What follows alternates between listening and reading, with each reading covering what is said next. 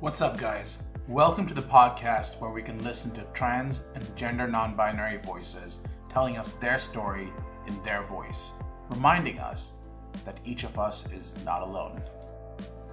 Hey everyone, welcome to another episode of Not Alone. I have with me Cody Kloock, and Cody is actually a partner to a guest we've had before, the ever favorite Ken O'Shea.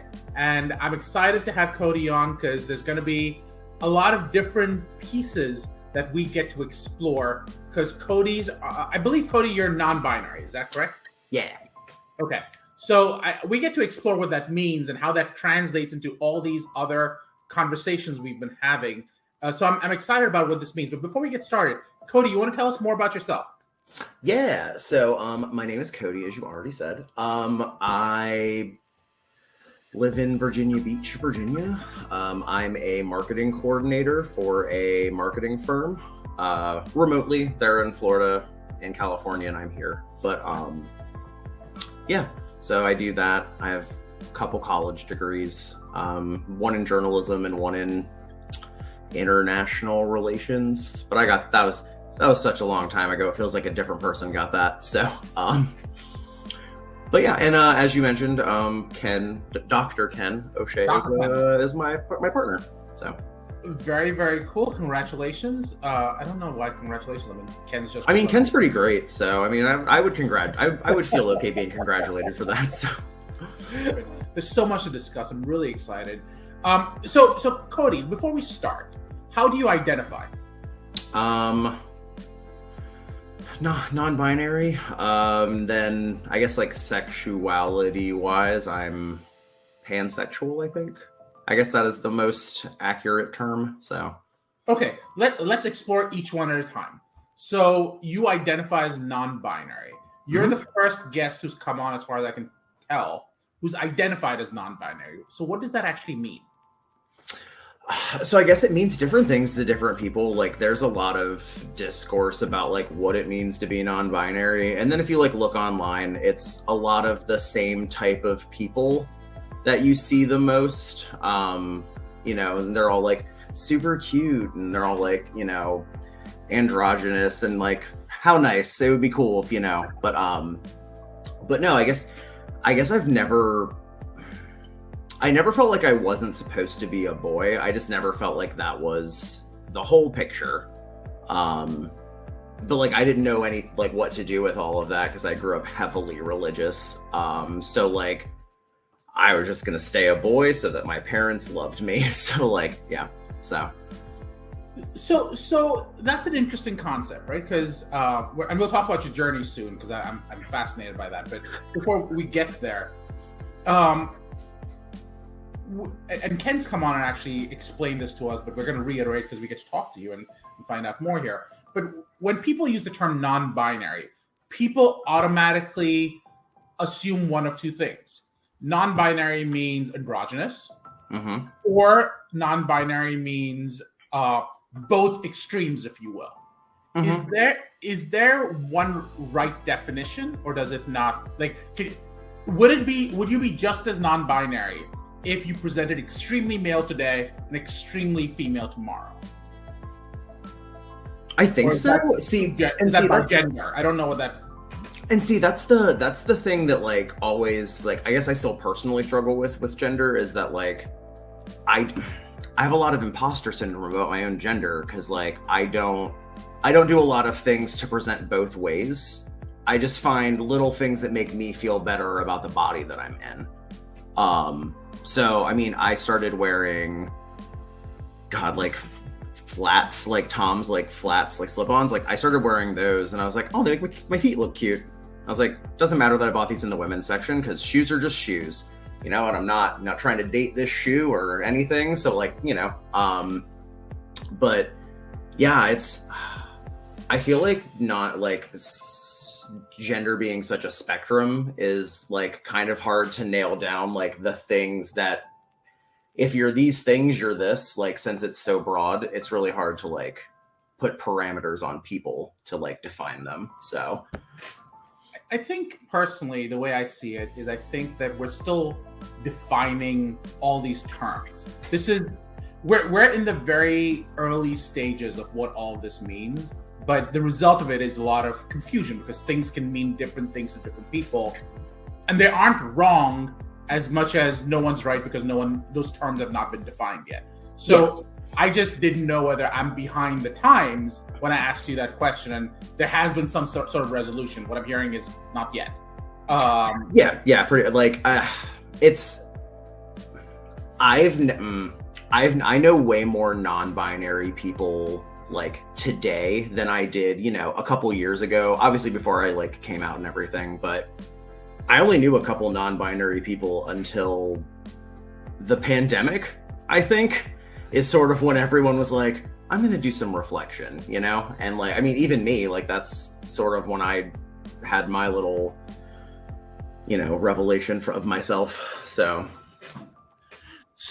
that's kind of fun, right? So it reminded me of the conversation I had with Ken starting out, and one part of that is, and we talked about the magical unicorn, I believe, or the gender unicorn, and we talked about identification versus expression. So do you identify as non-binary and express as a gender, or are those two conflated in your case? Or I hope I used conflated right, but still. No, you're good.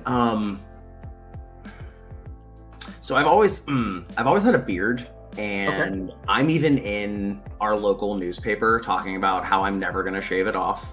Like I was rejected for jobs when I was 18 because I've had a beard since I was 15. Because, when I was a teenager, that's also kind of when I started having a resurgence of gender sort of questions. But yeah, because I mean, one of my mom's favorite stories to tell, when I was younger was that I one day just came out of the bathroom at my grandma's house wearing her nightgown and like dressing in my grandma's clothes. Like it was very funny, hilarious, but like, if you zoom out a little bit and then you talk to me now, you're like, oh, Cody was looking at gender stuff when he was like 5. I mean, and even there, like I refer to myself as he sometimes too, because even I misgender myself. So but yeah, so I think it's just easier for me to soften my male presentation, and like that helps me feel like more gender complete, I guess. So to you, is non-binary about softening the presentation and sort of coming to a, for lack of a better term, resting point where you are more comfortable not being, for lack of a better term, hard, if you will, hard male?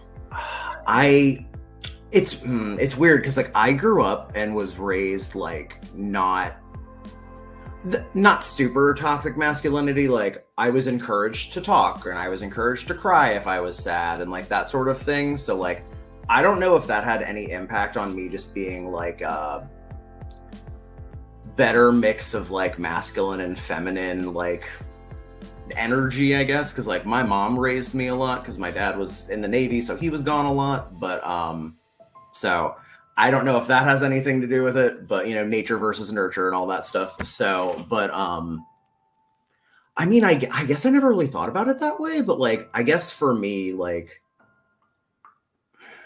it doesn't, being like presenting more feminine would be great, but like I don't really know how to, like I don't know what I would be comfortable with. So like rather than having to like figure all of that out right now, I think I just sort of like as I was saying, like I got a little less hard, I guess, which is such a weird way to phrase that, but yeah. I probably could have done a better job with that. No, we're good. This is a NSFW podcast as I see it. But yeah, Ken's been on here, so obviously I have to at least get a language warning. So that's fair. So let's talk a little bit about that journey, because you talk about rather than figure it all out, you just went with the non-binary. What that almost reads like to me is that figuring it all out is going to be a process, like it always is for most people. which means I'm seeing you talk about non-binary as a station along the train, if you will, of figuring out who you are. And you may still land up being non-binary, but is it fair to say that it's not necessarily the last stop on this train? I think for me, it's the last stop on the train. I don't feel like I'm in the wrong body. I just feel like the body could be a little different. You know, like if I could go back and like assemble the right body, I'd do it a little differently probably. Because like, well, I wasn't suggesting that you change gender. I'm wondering if you change presentation. So you, I might just change like my outward presentation a little bit. Like maybe had I come to the conclusion that I was non-binary sooner, I may look completely different than right now. Instead of this, you know, Tony Hawk pro skater character that I've created. So I wish I only thought of Tony Hawk as very shaved. They had a character creator in the older games, and like you could just make wild like beach. I look like a vacation dad all the time. So.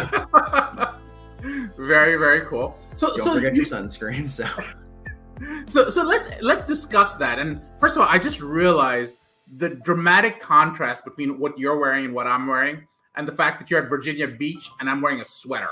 So to me, that's kind of funny. But going back to the point we were talking about, which is this has been a journey for you, and we talked a little bit very briefly about you were raised by your mom. So talk to me a little bit about what you said at the age of 5 you already started exploring the concept of gender, and you were exploring. In your case, it was just wearing your grandma's nightgown. Mm-hmm. But was that your only exploration at that point, or was that the start of exploration for you? It's the only one that I can remember, because like I can actually remember like walking down the hallway of their house and like coming out and it being a big joke for everybody. So like, you know, obviously if that's the response, you just tuck it back down in there and you try again later. So like, but I really stopped thinking about gender for a while. And then I got a little older and like sexuality started being a thing, because like, you know, I wasn't sure if I was 100% straight, but I went to church every Sunday, so like doesn't matter because I need to be. So you know, but we haven't gotten to sexuality yet, because I think we have 4 different pieces we've got to explore, right? One is gender, one is identity, one is sexuality. I forget the last one is, so while you're talking I'm going to look up the last one, but because I remember there are 4 different pieces. But let's start with just so we talked about you've never quite felt like you're in the wrong body, but you did. So I guess that checks off the identification. Like, go ahead. Like I guess it's not wrong, but it's not right. You know, like it's one of those like it's a multiple choice question, and like maybe we didn't get all of the possible correct answers. You know, it's one of those like choose all that apply, but we only got 2 out of the 3. So, yeah. So it's kind of like that. Like, like this isn't wrong, but it could be more right, I guess. So let's explore that though. What would more right look like to you at this moment? And recognizing things can change and all those good things. I have no idea. Like, I didn't realize that when I was growing up, and like I felt weird about like I was a chubby kid. You know, and then. I had where the fat goes when you're a chubby boy. So like, you know, and like that gave me a ton of what I now understand is gender dysphoria. Because I was like, I'm a boy. I'm supposed to have abs and like a flat pecs like all of my friends do. And here I am, you know, got these like little mommy milkers as the kids refer to them online now. So like, but like it never registered to me that that's what that was, you know? So, but yeah, so it's. So for those people who are curious about what I'm talking about when I talk about the gender unicorn, I found this to be, and again, I brought this up during the conversation with Ken as well, but and I did make reference to, sorry, I'm trying to talk and do things at the same time, but This right one. Oh, you're good. I have to do like Google meetings with clients all the time, and that's me. I'm like, oh yeah, I'm gonna try to kill the air while I talk and click around real quick. So yeah, no, So this is what I'm talking about. So we've got gender identity, so you can be male, female, other. You can be gender expression, masculine, feminine, other. You can be what we assigned at birth, male, female, other. Physically attracted to male, female, others, and emotionally attracted to male, female, others. So what we've established so far with Cody is you're relatively secure with gender identity. So is that fair? Yeah. Okay. Gender expression, you're kind of playing around with the other so far, though you're leaning masculine so far. Mm-hmm. Is it fair to assume male as sex assigned at birth? Oh yeah. Okay. Physically attracted to, you've identified yourself as pan. How do these two play out for you? Well, real quick, I did want to go back to the sex assigned at birth thing. So, they did think I was going to be a girl until like a month and a half or 2 months before I was born. So like my parents had already bought a ton of like nursery stuff and like pink and all that, and like they had to take it all back. But yeah, like that's the thing too. Like I grew up also being told, oh, it's so funny, you were supposed to be a girl, but then you guess you changed your mind. And I was like, huh, that's like thinking back, like, huh, that's a little interesting. Okay, but yeah. And then you were pansexual is absolutely. So I guess I'm checking a lot of the other box, on this little gender unicorn. So fair enough. But are you emotionally and physically attracted to everyone, or well, I feel like other does not means to the exclusion. At least that's the way I'm reading this. Pan to me usually means women, men, and others. If you only mean others, I believe it's called trixic, if I remember. Oh correctly. Yeah, I guess yeah. For physically attracted to and emotionally attracted to, it's everybody. It's just everybody's hot. So fair enough. And so both of these for you are everyone. Mm-hmm. Cool. I mean, and obviously there are people that I'm not attracted to, but it's not because of like how they present or who they are or right. That stuff, because that's they're just assholes. But yeah, exactly. That's so rude. Like, I apologize to assholes, I guess. But anyway, so going back to the point we were talking about, which was, and I have to remove this off the screen. There we go. So we were talking about your journey, Cody, and we were talking about how things were developing. You kind of, as early as 5 or 6, began a little bit of gender exploration. Well, and I think that it was an initial phase, and then you sort of pushed it deep down again. Mm-hmm. What changed for you again? You said at some point after that, you started questioning your sexuality. Yeah, I guess when I got to high school, I started questioning my sexuality a little bit, but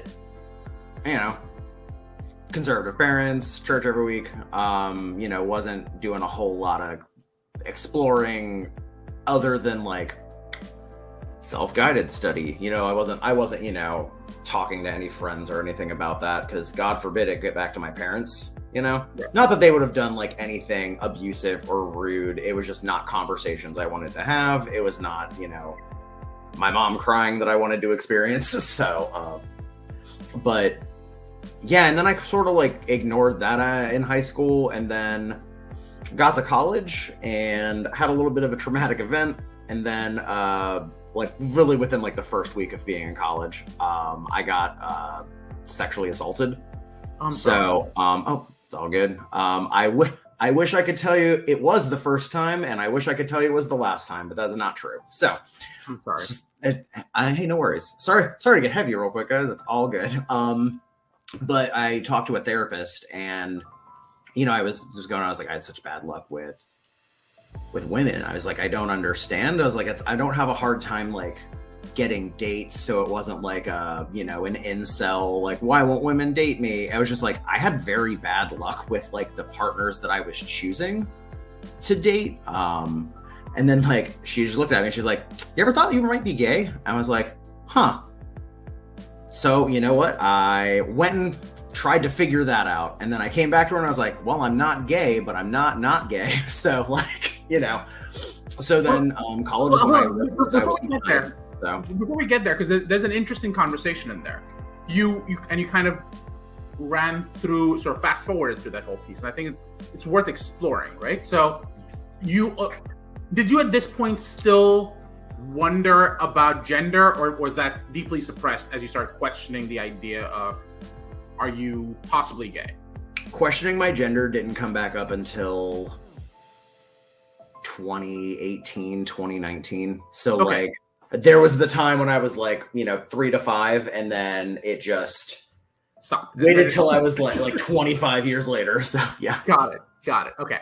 So we now are in a stage where you began questioning your sexuality, and you were choosing the wrong type of female partner, whatever that meant to you. Just the wrong type of person, I think. Like they could have all been men, and they would have still been just as terrible. Like I knew how to pick them. So. What made them terrible? I picked a lot of I would seek people that validated me, but those people always ended up being narcissists, so they were doing it so they could get something out of me later. So, and that wasn't like all of the, that was a good example of someone from college, but yeah, I just had a lot of, I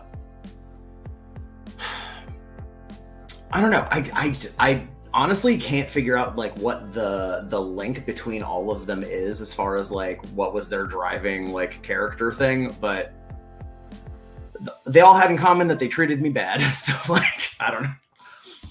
You used a very important term. You used the term validation. Validated you how?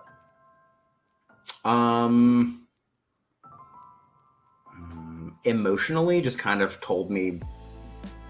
I used to fish for compliments a lot. Like if you met me 10 years ago, you would not believe we were the same person. Which is how it should be. Like, if you're the same as you were 10 years ago, my guy, what is wrong? Like, why? Right. But, yeah, like, get my train of thought back. You were talking about validation. Yeah, I used to fish for compliments, and I would do things that I was good at so that people could tell me I was good at them, like that sort of thing. I'm an only child. My didn't have a huge like local family, so I typically had to seek validation from others. Because my mom did a great job. I was her special little boy. Great mom, love her and miss her every day.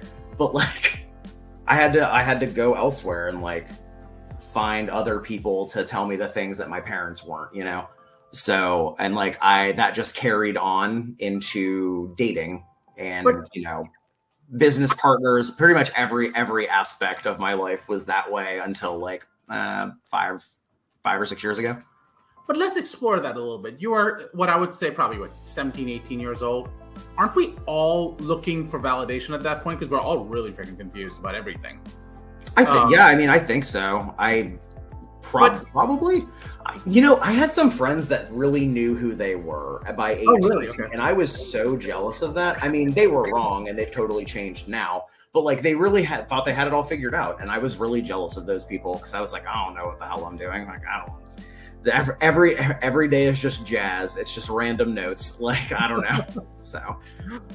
So you were now in a situation where you were choosing the wrong partner. You went to see a therapist, and obviously we don't want to explore what the therapist said because that's personal between you and the therapist. Well, I mean, it's all good. It was a school counselor because they were because I went and I was like, hey, this thing happened. They're like, great, now you have to talk to a counselor. So yeah, so but it was fine. She was great. I'm still friends with her on Facebook. She was an absolute delight. One of my first experiences with therapy, which is also troubling because anyway, we could do a whole other podcast about why that's troubling. So but yeah. Okay. So and we probably should do another podcast when the time comes. But what I'm hearing though is you realized you're not gay, but you're also not gay. Mm-hmm. Which means that I think the term for it, going back 5, 6, 7 years, might be heteroflexible. Is that fair? I think so. I always joke, and that's like, that was the day I learned I was a top, and like that was it. So like, but no, yeah. And I think that's what I joked it as, because I was like 18, I think, with freshman year. Yeah. So like it was that, because like, God forbid I be bisexual, because that just means that's the stopping point to gay, you know, like we were talking about earlier, like non-binary as a train station. Yeah. So like, yeah. And like, I feel like a lot of people feel that way, just about like, you know, bisexuality or pansexuality, like, or, you know, non-binary. Like it feels like a lot of people feel like we identify as these things just because it's easy, because we're confused, and like we just figured out a way to, you know, label our confusion. And like, I absolutely disagree with that, because like our other partner, Kara, is also non-binary. They're like one of the first openly non-binary people that like I ever really became friends with, you know, a couple years ago, which is funny because like Kara is kind of why I started thinking about gender again. And then here comes Ken in 2019, you know, hi, I'm hot doctor girlfriend Ken, and then hey, I'm non-binary Dr. Ken, and now it's hey, I'm Mr. Dr. Ken. And like all of that within 3 years, like both of them were so pivotal in me figuring out like my gender identity and like my sexuality and stuff. Like, and they didn't know any of this until like a couple days, like weeks ago. I got really emotional. I was like, oh, I love you guys so much. But like, yeah, but yeah, like they were super pivotal to me, you know, realizing that I wasn't, you know, I didn't have to stay the things that I was assigned when I was a baby, you know? So that was really nice to have, you know, all of that stuff sort of come together at the same time. Like when I came out, I was like, hey, I'm going to come out completely. I was like, I'm non-binary, pansexual, and I'm poly. What's up? Like, yeah. So, you know, it was like a real coming out party for me at least. So, I mean, you actually, on this podcast, you've come out 4 different ways. You've come out non-binary, pansexual, poly, and a top. Yeah. Hey, you know. When you gotta ever do a kink episode, let me know. So no. Oh, we definitely gotta have that conversation at some point. I'm excited about those conversations because I think, to me, it's more about the exploration. It's more about the journey. It's more about going. You're not alone in these thoughts and these wonders and these curiosities. And I think that's why I just want to have these conversations. Yeah. I wonder if Kara will be interested in coming on, because that'd be a fun conversation all by itself as well. But I think so, because Kara prevents heavily female. Oh. So like whereas I have this giant beard, Kara has you know, Ken's issue is, I think he says I have the big himbo titties is what Ken says. I believe, but like Kara, similar situation. So and like being so, we both have jobs where we run into a lot of people all the time. So like there's a lot of areas for misgendering and, you know, making you feel bad. But yeah, no, I feel like they'd probably love to come talk. So I'll we'll have that conversation. But right now it's about you. Right now it's the Cody Kloock show. So, man, what a good show. It is. It's been amazing so far. You wouldn't believe it, but we're already like 6 minutes past time. I just want to keep going because I'm so okay. All right, let's go. All right, cool. The good stuff is we want to cut it off soon, primarily because people just don't listen past 30 minutes. So I'm trying to keep it close. But the fun stuff is still coming, which is you start discovering gender because you start getting to know Kara. And I want to find out, maybe this is where we stop, where we go, and then you met Kara. You said they introduced you to the reintroduction of gender again. Is that fair? Honestly, Kara is the reason that I know a lot about myself now, because like I saw similar things in myself in them, and I was like, huh. So like, yeah, like I've been friends with them for, God, 5 years, I think. Whenever I started the bakery, I think 2018, 2017, one of those. So, but yeah. So Kara is your fairy god queer. Yep. Mm-hmm. Thank you again, Cody. And any parting words before we let you go? Yeah, just be chill. Just let people live their lives. And if you don't understand something, find a nice way to ask, or you don't have to know everything, you know? Like if someone's gender identity and the way they present confuses you, that's fine. You don't have to know everything. So I feel like you just channeled the Lebowski. Hey, I'll take it. I love the Big Lebowski. Yeah, absolutely. Thank you. I love the dude, man. The dude. Except you aren't the dude. You're the they. So I'm the dude. Food. There you go. There you go. Just put TH in front of anything, it works. Perfect. Cody, thank you again for coming on. Thank you so much for having me. This was